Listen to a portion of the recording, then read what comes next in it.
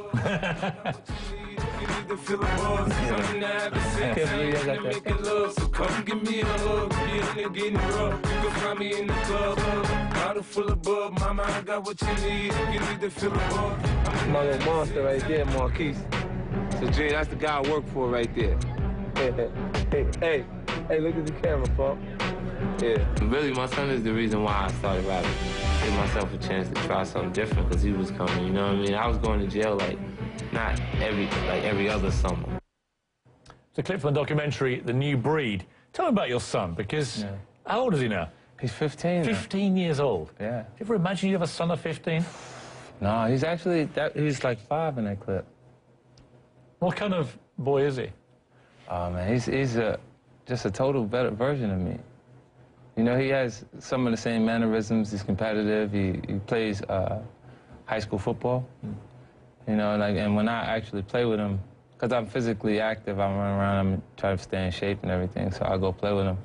He swears he's going to actually beat me. Now he's actually better than me. Now, but, you know. What do you say to him about your life before he came along?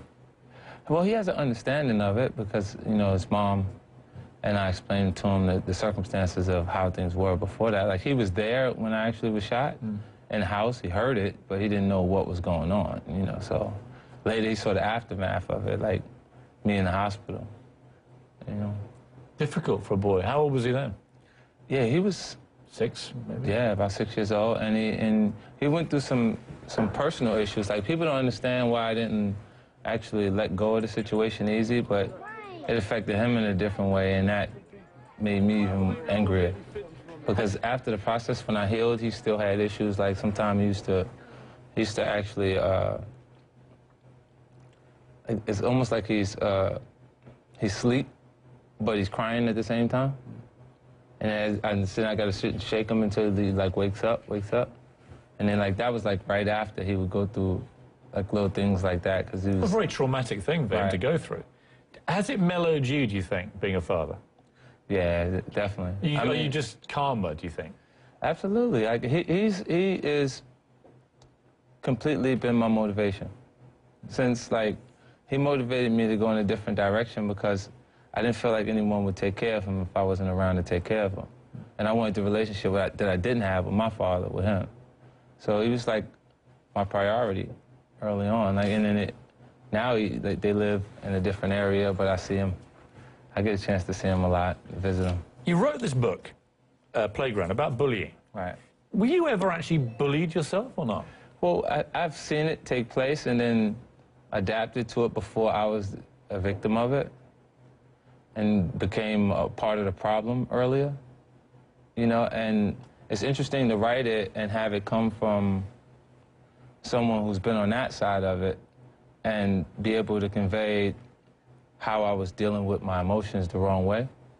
And through the actual character and the actual book, I used some scenarios from my adolescent stages and was able to write things that I felt was interesting enough to hold the kid that won't traditionally read a book about bullying because he's that kid that would actually do it. It's a different approach to trying to resolve the same issue. Who have been your role models?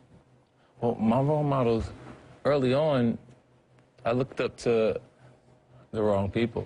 Like who?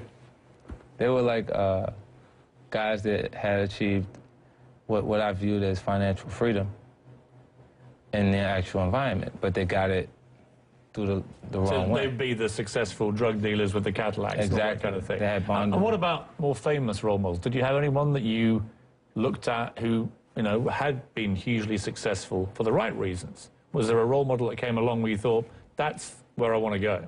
Well, not that I actually followed.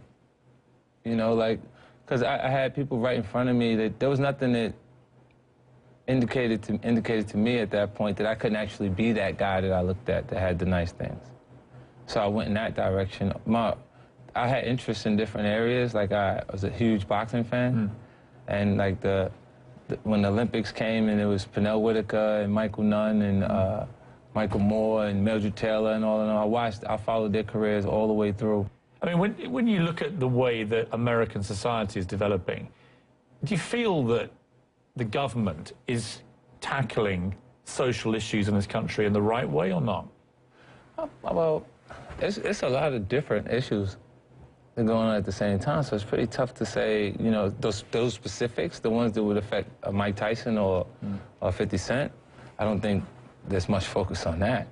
Should there be? You know, everyone would think that it should be in the area that they're affected, you know, but there's so many different areas to actually attack that it's interesting. Like, it's a choice. It's, you know, a lot of choices to make in that actual area with what they should do socially or how. There wasn't a lot of recreational things for you to do either at that So time. my big thing is people get bored. Right, I mean... Young men get bored, and when they get bored, they get restless, and if they're in the wrong environment, they get violent and they get into drugs. You've got to give people an alternative, haven't you? Well, they're actually after the things that we condition them for. See, when you have a male child, a young child, and a female child, a young child, we offer a baby while she's a baby, a dollhouse, a cooking set. I think we're teaching her nurturing subconsciously.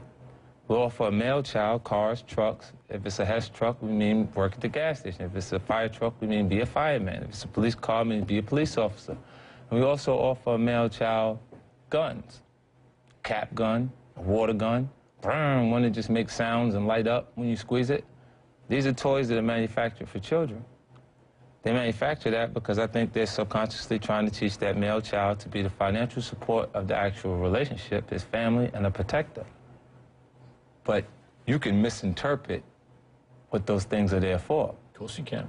With less guidance as a child, you can take that gun and have it mean, I want to shoot somebody. Take a little break. I want to come back and talk to you about the United Nations and the quite radical stuff you're doing with them, which might surprise people. I think it surprises people about you. And you know we don't give up, cause that's your birthday. You'll find me in the club, bottle full of bub. Mama, I got what you need. You need to feel the buzz. I'm in the habit, ready to go. Find me in the club, bottle full of bub. Mama, I got what you need. I went to Africa, and the devastation I witnessed changed me forever. I mean, to see people who don't know when they're gonna receive their next meal or if they're gonna receive their next meal, it's crazy. I want to feed 1 billion hungry people, and I need your help to do that. This is our world. These are our streets. I need your energy. Let's do this. And this is what it's all about. You're working with the United Nations. You've even met with Archbishop Desmond Tutu, I think, about this, right? And you've created these energy tricks. But tell me how this directly helps people. Well, the actual model is like the Tom Shoe model, where it's 1 for 1. Every bottle of this actual energy drink that's sold, a meal is being provided through the World Food Program. And so what do they sell for? $3. $3. So $1.50 of that directly goes to help. Well, the actual price of a meal varies. So it goes up and down. So whatever the price is at that point, it comes from each bottle of soul of the energy drink.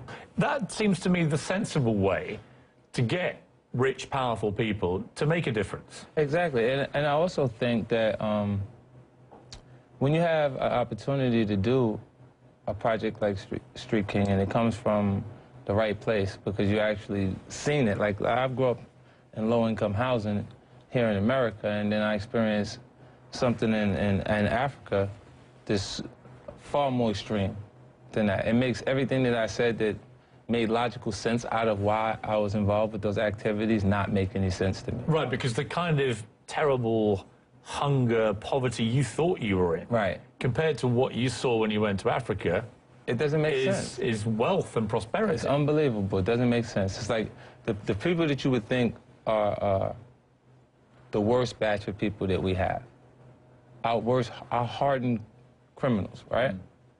Those people know exactly when they're receiving their meal. They know when child time's coming every day. You know, and you got people that are born that have no control over what's going on at all. The young kids that, according to the United Nations, 29,000 people die per day.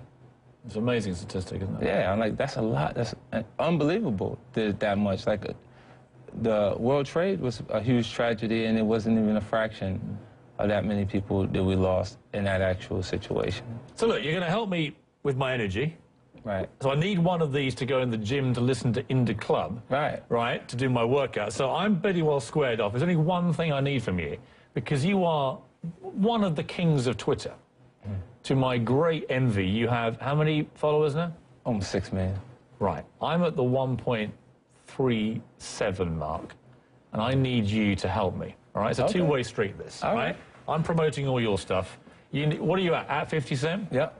I'm at Piers Morgan. You need to do a directive right now. All right. Let me see where I put my phone. I do it right now. I want to see a live tweet ordering Okay. your followers to follow me. Okay. And you can add, best interview I've ever done. Should it be appropriate or inappropriate? It can be anything you like, as long as the general gist of it is that Okay. they have to follow me. Yeah, go.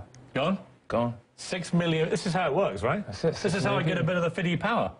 They're gonna go. Fantastic. Fantastic. Come back, will you? Because I find your views interesting. All right. Right? Yeah, You're not like the average boring politician. It's cool. I gotta pop in every now and then. No, you just become a regular guest. Just come in whenever you feel strongly about something. Okay. All right? You got a deal? I can sit back there while we bring the boring politician. Yes. That's a great idea. And just I'm going to chime bring in some every boring now and politicians on and have you sitting in the corner Yeah. saying you're talking rubbish. Yeah. When you get there, get too sophisticated with their terminology. I can say, wait, could you say that in English? I would like this. Why don't we do it? I'd like People are watching who don't understand what you're saying. it. I agree. You'll come back? Come back. Thanks, Billy. Appreciate it. Good to see you, man. Pleasure. My pleasure. That's 50 Cent. Your birthday, and you know we don't give up, cause that's your birthday. You'll find me in the club, bottle full of bub. Mama, I got what you need. You need to feel the buzz. I'm in the having sex.